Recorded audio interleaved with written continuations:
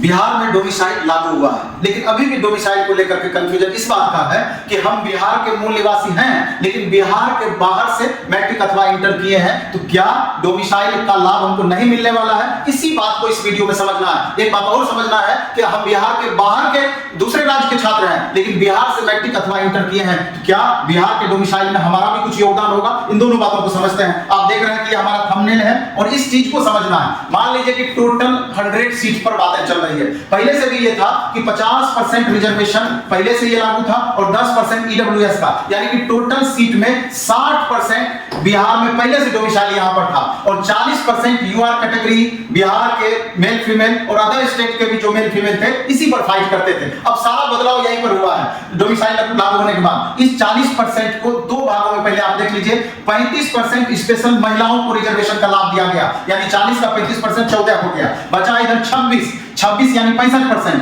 अब सारा खेला यहीं पर है। इस 26 को दो भागों में बांटा गया, एक 40%, दूसरा 60%। तो 26 का 40% लगभग 10.5 होता है और बाकी इधर 60% का मतलब लगभग 15 के करीब आपका होता है।